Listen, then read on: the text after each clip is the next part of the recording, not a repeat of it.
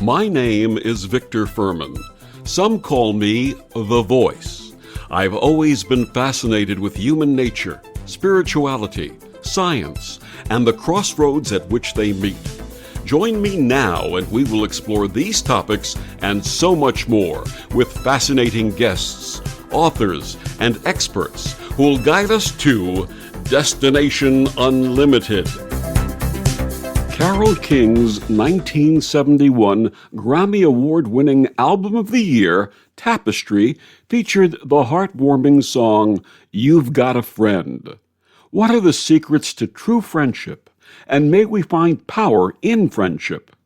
I'm honored to have as my guest this week on Destination Unlimited best-selling author Mark Nepo.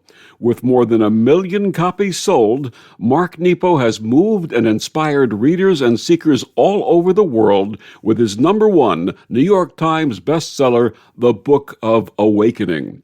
Beloved as a poet, teacher, and storyteller, Mark has been called one of the finest spiritual guides of our time, a consummate storyteller, and an eloquent spiritual teacher. His website is marknepo.com, and he joins me this week to share his amazing path and new book, You Don't Have to Do It Alone, The Power of Friendship. Please join me in welcoming to Destination Unlimited, Mark Nepo. Welcome, Mark. Oh, it's wonderful to be with you. Thanks for having me. And thank you so much for joining us today. You know, it turns out, Mark, that we're a couple of young men who were born in Brooklyn, New York, about 2 years apart. So I feel almost like we're family. We're kin here. We're Brooklyn boys. Please share with us your early path and how it planted the seeds for your work and wisdom. Well, you know, I think when even as a boy, before I had any language for it, the world always spoke to me in metaphor. And even when I didn't know what that was, but you know, even as a boy, and interestingly in Brooklyn, my first alone time was in the alley between brownstones right outside my grandmother's kitchen window. But you know, if the wind went through a tree, you know, it was like speaking to me saying, okay, what is this like? What is this like?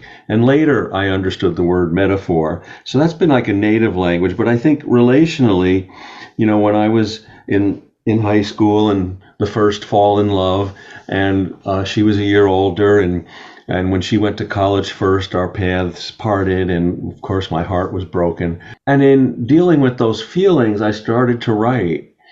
And I realized after a while that I wasn't just writing, talking to myself. I had begun a conversation with life and the universe. And at that early age, you know, that the authenticity of our feelings is kind of the threshold into that conversation. And then, you know, fast forward to I'm 72 now, I'll be 73 next week. And when I met people our age when I was younger, I thought they were ancient. It doesn't seem so old now. But, you know, in my 30s, as you probably know from my work, I almost died from a rare form of lymphoma. And that really changed everything, of course. It threw me, without any wisdom on my part, it threw me into my heart. And ever since then, my mind has served my heart and not the other way around. And from that, I also became a student of all paths. I was raised Jewish. I have a deep tie to the Jewish heritage. But, you know, after all, I was blessed to have people from all traditions, formal and informal, offer me some kind of help along the way. And so spit back out of the mouth of the whale of cancer back into life, I was not, and all these years later, I'm still not wise enough to know what worked and what didn't. And so I feel I was challenged to believe in everything. And ever since then, all my work, my teaching, I'm a student committed to the gifts of the common center of all paths and the unique gifts of each. Absolutely. Poetry was integral to my family growing up and inspired me. I remember in my early teens thinking that I might have been a reincarnation of Edgar Allan Poe as my early poetry reflected this. What birthed your poetic journey? And do you think that poets are born or evolve through life and circumstance? Yeah, and as I mentioned, I think that first heartbreak opened me to the world of poetry in high school.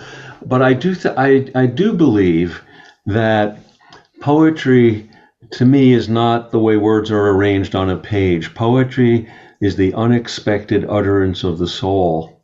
And so everyone has a poet in their heart. And I just happen to write it down. We don't even have to write it down.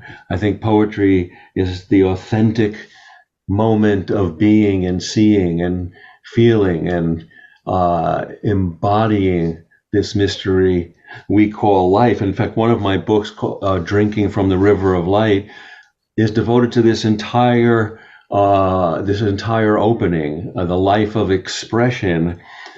And I have found through the years that the creative process and the introspective process are very much the same thing.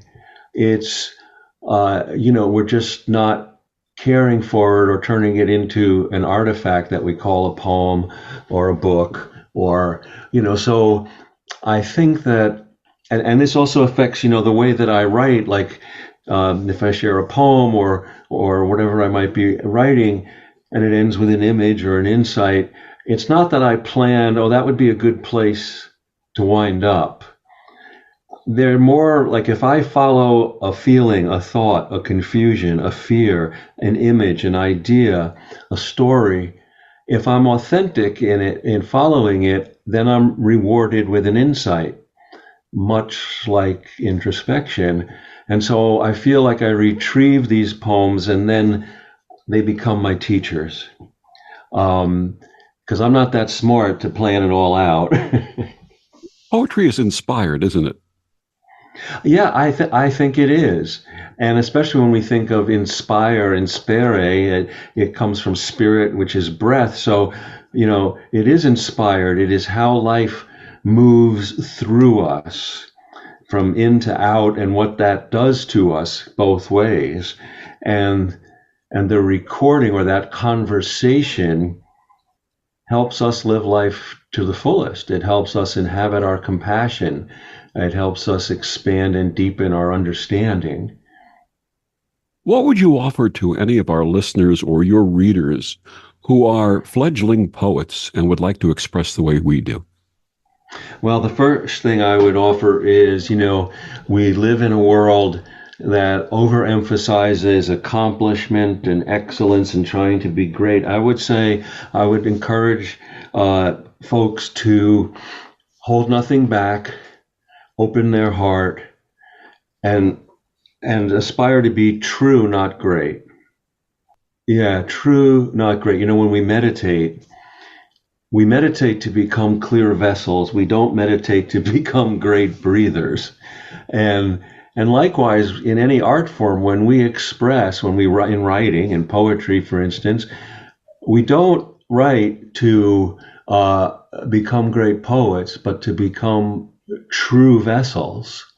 And if we're true, then excellence will follow. Much the way a flame will always give off heat. I remember this is my father, who was my father was a very creative force, but he was a master woodworker, and I just absorbed so much from him. And I remember, and so I work with different material, but I learned a lot about creativity from just watching him. And a very big moment for me was I was maybe 8 or 9, and he also loved the sea, and he built a 30-foot wooden sailboat in our backyard when we were kids that I spent a lot of my youth on. And he also was involved in making what are called half models. He would get plans, blueprints for sailing ships from the 1800s and build them identically to scale. Maybe they'd only be 4 feet 5 feet long, and they were in half because you would hang them on the wall when they were finished. And I remember watching him. He didn't know I was watching through the see-through stairs of our basement home on Long Island, and I watched him, Victor. He was using a tweezer to thread rigging into these very small, through these masts and these halyards and all very tiny, and I was just captivated by his immense immersion. And later I realized that he was showing me the secret life of detail, how every small, the personal carries the universal, the particular carries the whole of life. And if we devote and open our heart to it. And so it wasn't, and of course he did excellent work, but it was more about immersion, and excellence was the byproduct. And I think that immersion is part of our the requirement to experience oneness. I hate to ask you this question because it's like asking a father, which is your favorite child? With your numerous poetry books, is there one that particularly stands out for you? And if so, why? Well, I would have to say two. One early on was a real vision that taught me so much. When I was in my late 20s, mid-20s actually, I wrote an epic poem. It took 10 years to write, called Fire Without Witness, and it was a vision of Michelangelo painting the Sistine ceiling, and there are 25 panels on the ceiling, and as he paints them, the structure of the epic poem is the characters come alive and tell their stories, and only you as the reader know that, and you go back and forth from hearing their stories as he paints them and brings them to life, and his story. And that was such an incredible vision, which I was so excited in my 20s, and I wrote steadily for 6 months, and then like driving a car to the edge of a cliff, I ran out of all I knew, and I had to stop and do research for 6 and 7 years, and both into biblical narrative and into the Renaissance and into Michelangelo. And then when I returned, I then finished the epic poem. And back in 1984, I had a month's residency at an artist colony in Saratoga Springs called Yaddo. Well known. I was blessed to get that at such a young age, and finished the book there. So that taught me so much. And the other book that I'm just, again, it is hard, like choosing favorites, but the other one that recently is that this past year I published a book called The Half-Life of Angels, which has 3 books of poems in one volume, and it gathers poems from my 50s and 60s. Mm. And that just feels very humbling, and I'm so grateful to have that out. And I'd say one thing that I learned, interesting, in going over all of this. So one thing I learned that I would affirm for all poets is, in order to revise your work, just wait 30 years. It becomes very clear. Absolutely. It becomes very clear, and things that were, precious or hard to let go of, it's very obvious what belongs and what doesn't. But the interesting shift, and this is not for better or worse, but in going over all of that material and looking back even further to earlier books of poems, I recognized that when I was younger, it was like I was diving into the deep and bringing something up to share with you.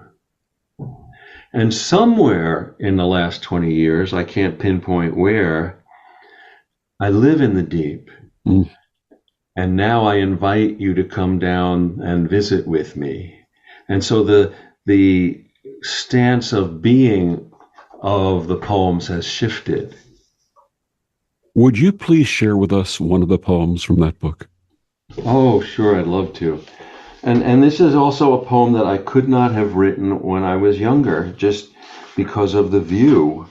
Um, yeah, this is called Praying I Will Find. I used to have so many plans, good plans, grand plans. In the beginning, I would be annoyed by the calamities I'd meet along the way that would keep me from my plans. I used to pride myself on how I could get back on track so quickly. But the more I loved and the more I suffered, the more my plans were interrupted by those in need. Eventually, the call of life, unexpected and unrehearsed, made Swiss cheese of my plans. Now, like an emperor undressed by time, I wander the days naked of plans, praying I will find love to give and suffering to heal before the sun goes down. Beautiful. Thank you so much. I love that. Oh, thank you. The emperor stripped of his clothes. What does that mean to you?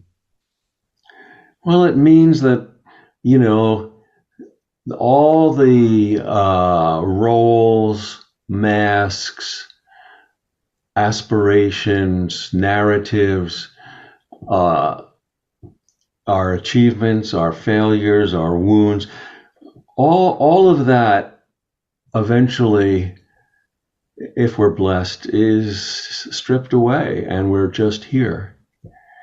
And I think that, you know, one of the insights from almost dying from cancer all those years ago was that I think erosion, what erosion is to nature, suffering is to humans.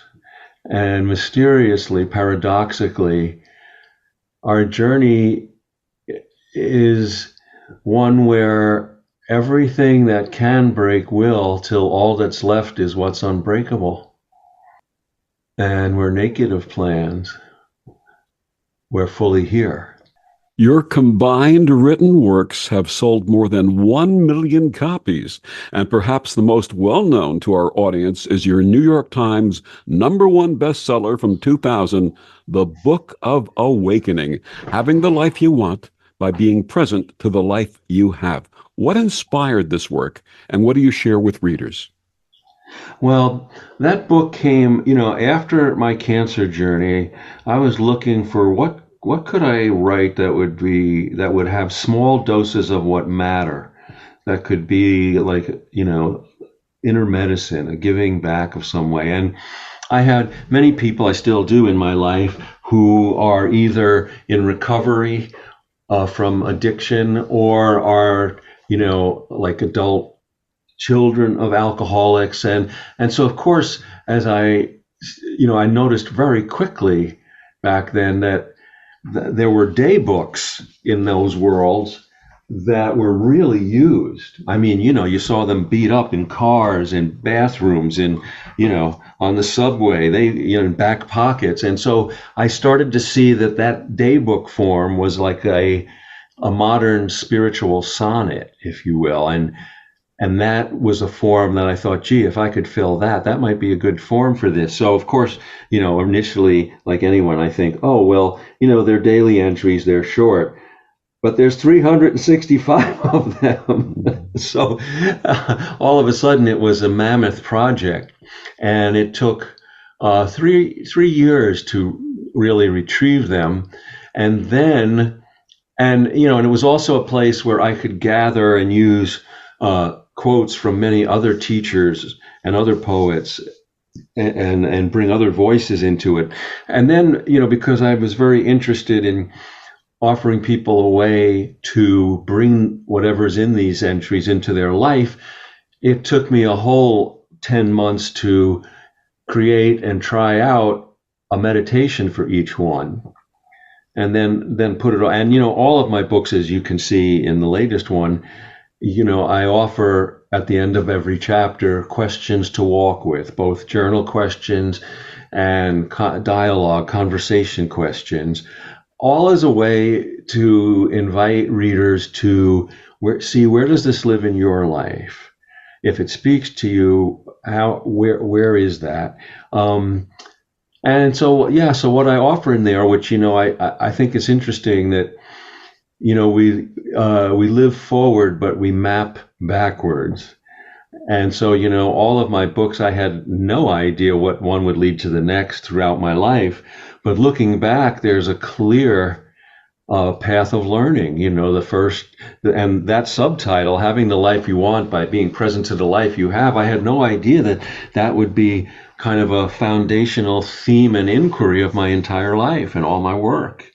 That heaven is right here if we open our hearts to being here fully. And so, that book was the Book of Awakening, and the next book after that was The Exquisite Risk. Well, once you're awake, you got to take risks. And the next book after that was Finding Inner Courage. And okay, if you're awake and you take risks, well, then you need to know about courage.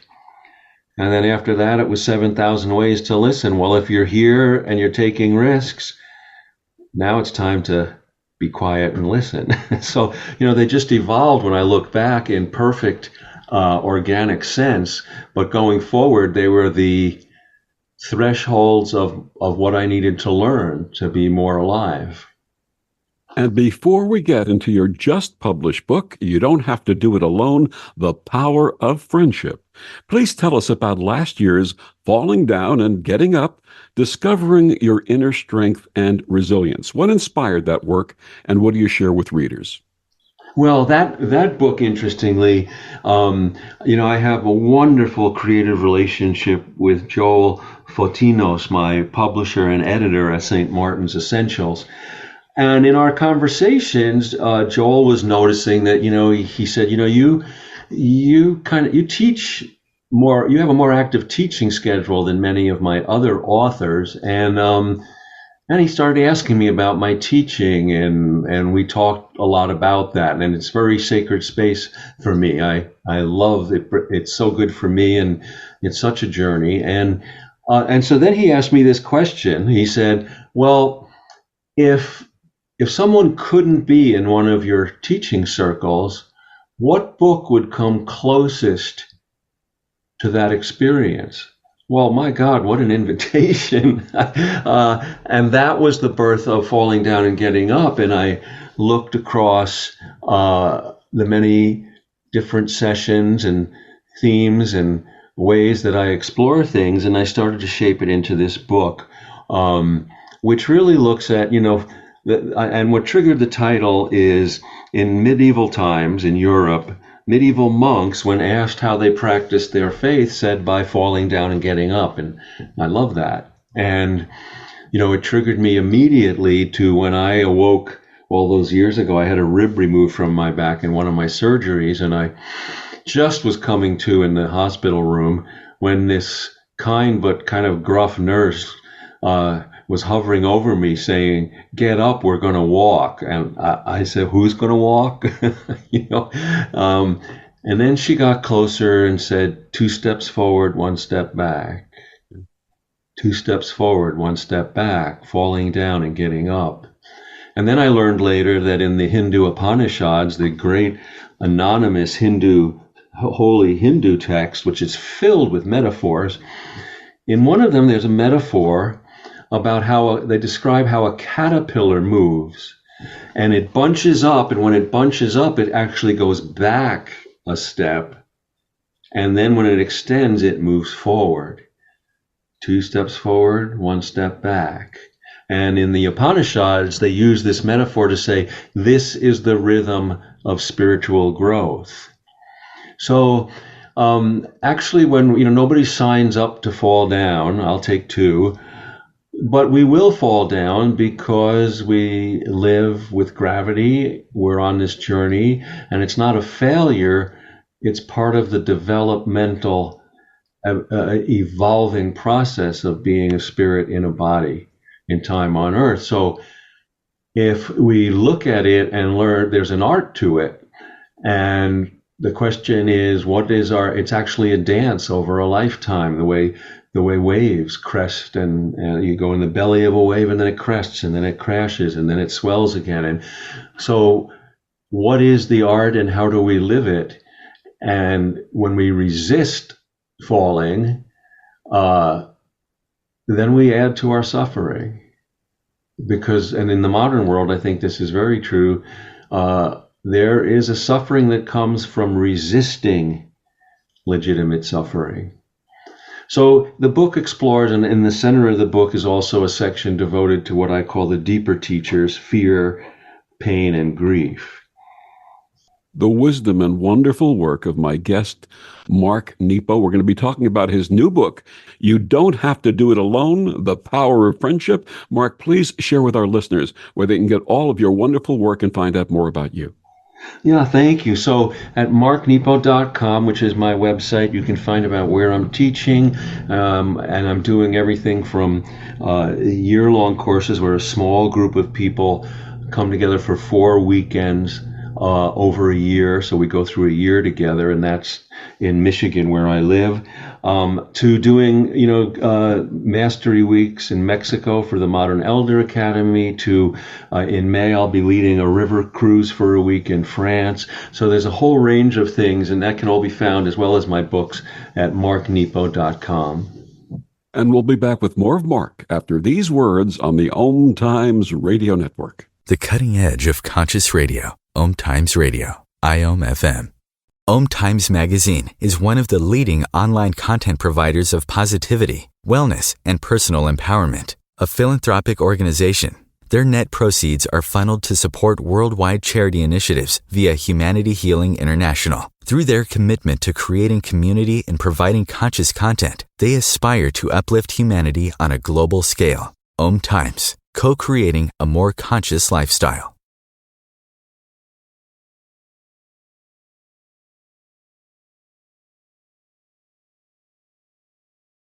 Back on Destination Unlimited, my guest this week, the amazing, wonderful, and wise Mark Nepo. Mark, growing up in the 60s and 70s, I remember songs like Buzzy Linhart's Friends, which was a hit for Bette Midler, and Carole King's You've Got a Friend, that was also a hit for James Taylor.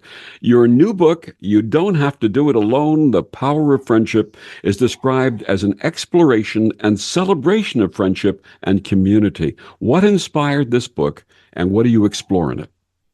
Oh, well, I've always wanted to write a book about spirit and friendship. Famously, the Dalai Lama has said that kindness is his religion, and reflecting on that, I think friendship is mine, and it's just been so important. I think one of the central paradoxes of life, and maybe the most central, is that no one can live your life for you. No one has ever been here who is you, and no one can do it alone. In fact, I think a modern disease, psychological disease, is that we think we can do it alone. And so, all the ways I wouldn't be here if not for the love and care of so many friends and people. And my friends have become my family. And it's also, and so one of the things I wanted to explore is to bear witness to that journey of what does it really mean to be a friend? How do we initiate it? The challenges of friendship, the limitations, how it opens us together to the larger resources of life. So all of that, and paying tribute to the friendships that I've had, and encouraging people, we discover friends, and I think so much of it is not like going out looking for a friend, but by being who we are, we're open to true connection. Well, just there's a direct link between opening ourselves and connecting with others. When did you first become aware of the power of friendship? Oh, I think it was in college. In high school, I would say, I wasn't a loner, but I had what you'd call acquaintances. And it wasn't until college that I really had my first deep friendships where you know, we could be broken with each other. We could be in pain and fear. And it wasn't just all about having a good time or showing up with our best face. And so discovering that people would actually be there for me, and me for them, opened up a whole nother way of being that I never knew before then. What are the different manifestations of friendship? Well, let's start with what the word friendship goes back to a German root word, Indo-European, that means place of high safety. And Cicero had said that, two quotes, and then we'll kind of look at that all together. I mean, Cicero said, "A friend is a second self," and meaning, I think, of course, I didn't talk to Cicero, so I don't know what he meant, but what it says to me is that we can be completely who we are. That a friend is someone that you can bring all of who you are to. You don't have to pose or hold back or hide. And then, I use as the epigraph for the book, Ralph Waldo Emerson said, a friend may be, or friendship may be, the masterpiece of nature. So I think a friend, the manifestations of friendship, and in the early part of the book, I think it's a unity of souls. I think it is a way that we seek truth together. I think it's a way that we travel. There's a great, I actually use this in another book of mine called Inside the Miracle, but there's a print by Hokusai, the great, the great Japanese woodblock, Hiroshige and Hokusai.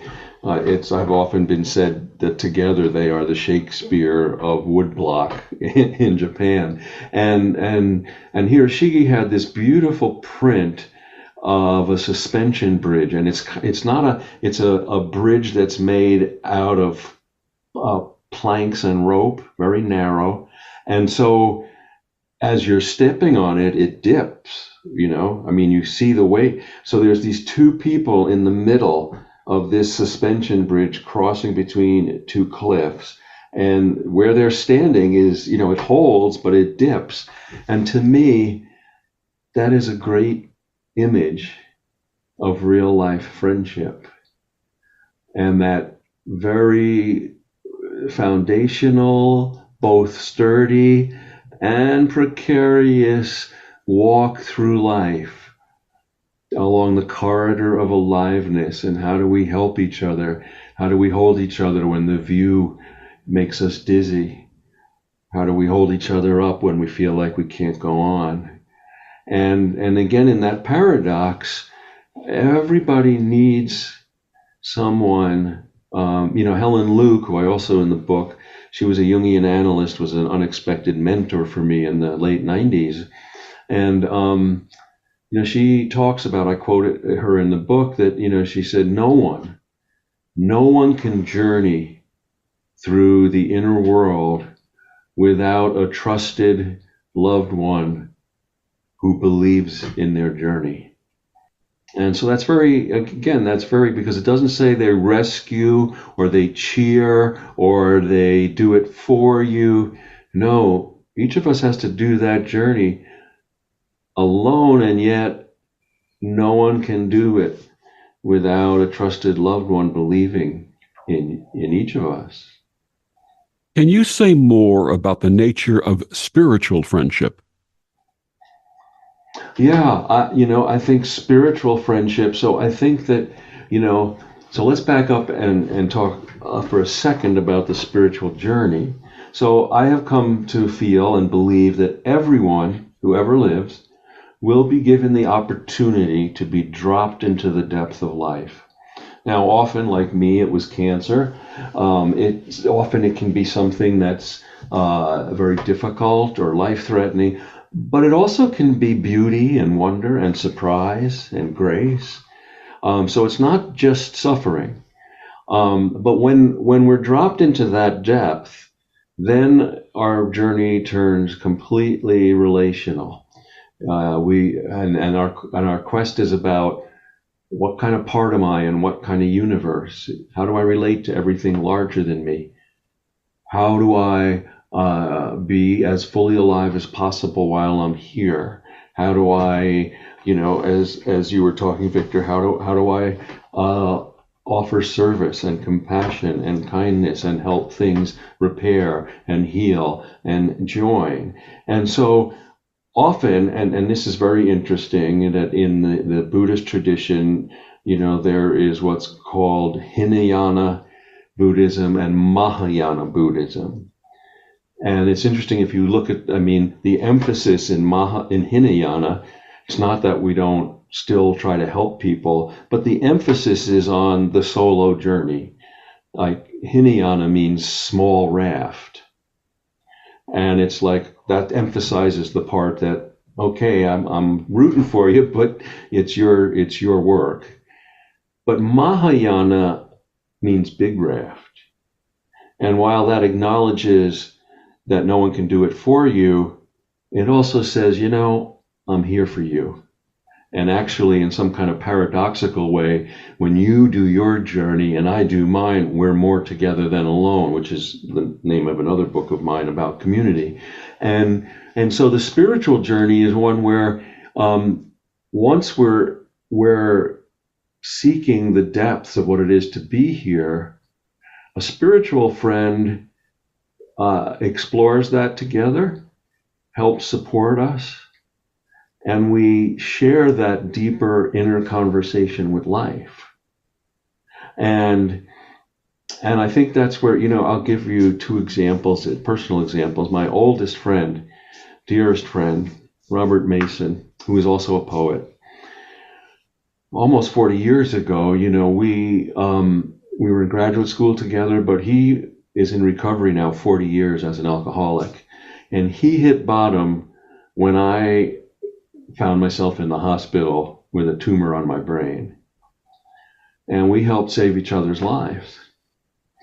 And, we were so in the depth of it together that, I had, 5-6 years later, when we were both on the other side, back in life, we were having lunch in the summer out in a park. And I had neuropathy from the chemo that I had. And he had neuropathy because he almost died from severe alcoholism. So here we are with numb fingers eating our sandwiches. And in the silence, all of a sudden, Robert says to me, I had cancer. And I knew he was saying that I was so there for you and opened my heart that I experienced it as if I had it. And I welled up and said, and I'm an alcoholic.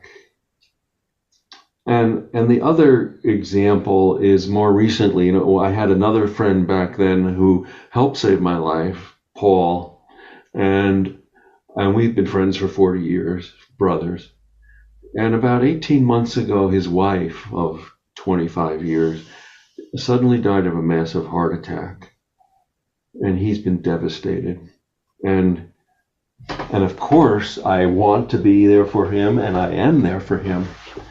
And I'm talking to you from my study, and he's, we have upped the, we now talk Zoom every week. We visit each other 4 times a year. It just was a call to say, we're fine if we don't see each other. We pick up where we left off, but we need to see each other now more. We need to really pull this back together in close proximity. And so he was here last summer, and it's in the book Falling Down and Getting Up. There's a chapter called The Life After Tears, and it could have gone in this book about friendship, but he was sitting here in tears. In this, I have a rocker right in front of me, and he said, now that I've lost my dear Linda, I am living in the life after tears. And I think that's, so powerful, because I think that also speaks to the spiritual friendship and the spiritual journey. Once, whether they're tears of joy or tears of humility or tears of grief. Once we are broken of being conceptual, once that clear glass wall cracks, there is nothing between us and life. There is nothing between us and each other. And we are now in the life after tears. And that's a blessing. And then poignantly, he said, the only thing that breaks my heart is that now I'm in the life after tears. It's a place I can't share with my dear Linda, who, losing her, brought me here. So this is all in the realm of spiritual friendship. There are so many ways that we may share in friendship. From my personal experience, one of these ways is truly listening to a friend who needs to be heard without interjection or opining. What would you share with us about listening? Oh my God, and that's a whole book I wrote on listening called 7,000 Ways to Listen. And this is a very key part of how I teach. You know, in the circles I teach, when we break up into pairs to explore how whatever we're looking at, where it lives in your life, I invite people, when another person is speaking, there is no crosstalk. We're not here to fix or give advice. We're here to be present and listen. Because when we listen, you know, Thomas Merton had said, if we truly beheld each other, we would fall down and worship each other. And so if I'm truly listening to you, I don't know what I'm going to say next. You know, so often out of even goodwill, even meaning well, we're preparing what to respond with. And as soon as we do that, we're not present. So listening with the heart, and this is a big distinction too, is that, you know, in our modern world, if I say to you, learn this by heart, well, we think that means to memorize it. That's not what learning by heart means. Learning by heart means I am so present with you that I will be changed after being with you.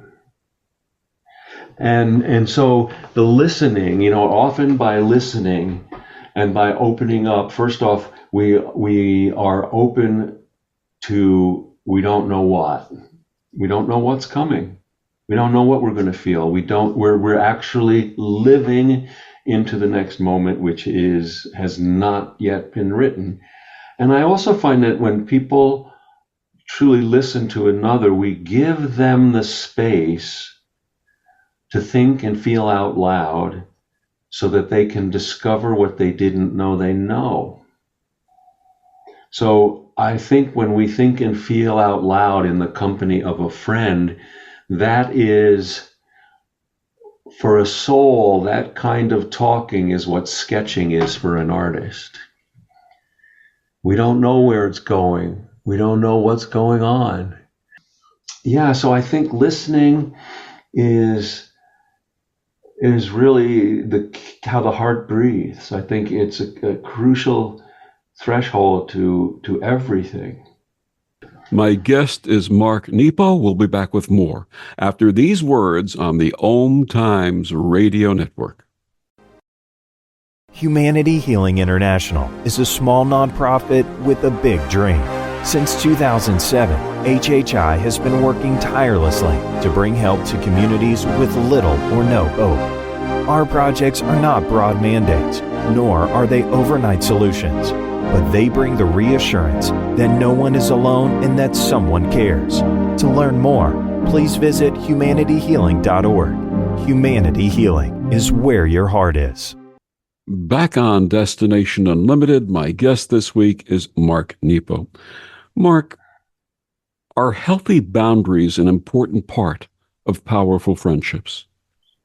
Yes, and so let's talk a moment about what healthy boundaries really means. You know, one of the things being human that I've done, we've all done, and it's how we veer one side to the other, you know, too much one way. So, you know, if I open my heart to you, I can become your suffering. I can lose myself. I can become codependent. And then when something like that happens, well, then a lot of times what we do, and again, I've done this throughout my life too, I go, well, I had no idea it was going to be like that. I'm not going to do that again. And then we build a wall, and now we're unreachable. But what I've learned, I think, in the second half of my life, that healthy boundaries means having porous boundaries, where I'm not cut off from everyone, and I don't have a losing myself to everyone. So two things here that I'll give you an example and a metaphor, and then a personal example. And so, in Dante's Divine Comedy, which we're all asked to read way too young, as Dante is walking through hell, and he sees there's all these wonderful stories and little parables and metaphors. Well, one little sighting he has while he's moving through hell is he sees two lovers, Francesco and Paolo.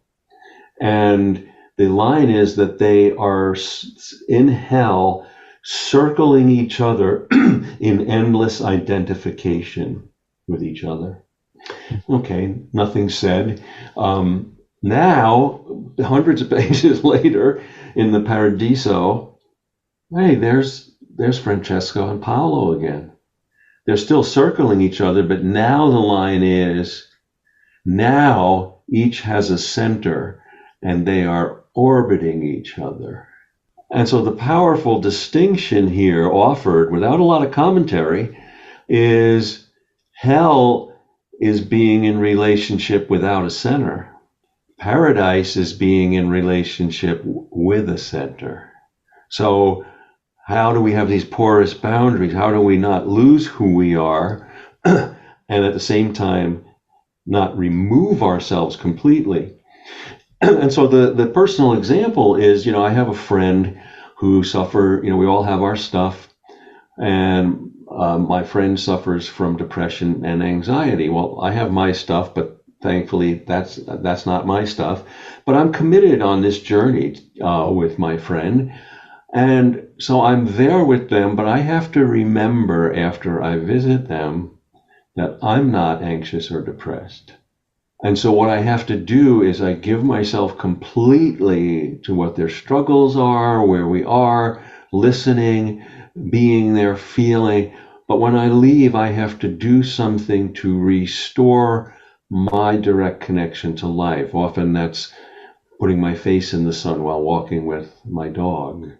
So it's not coupling with a friend's suffering, and it's not removing ourselves.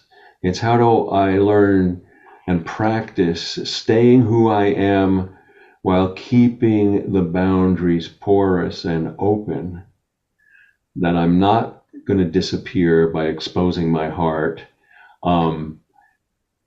But I think this is kind of the realm of maturing boundaries.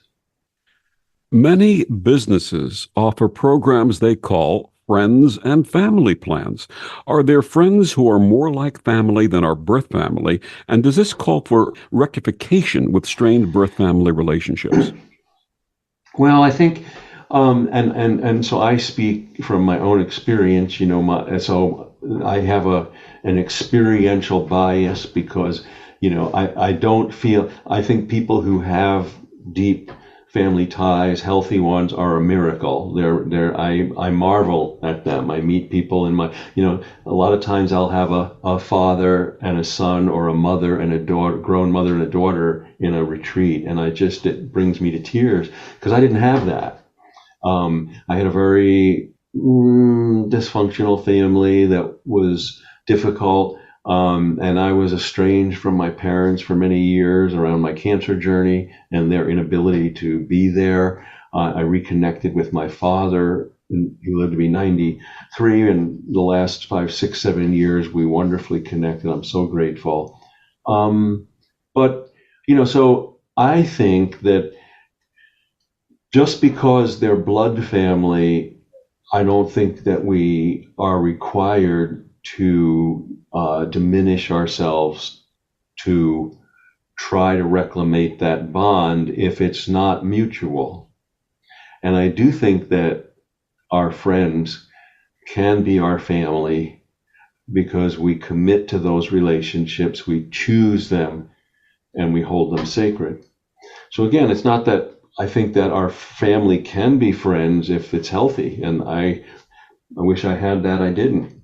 But I've learned in my life that, and again, I'll give you a personal example that, I think because I couldn't find that kind of relationship at home, unconsciously, I made the world my home.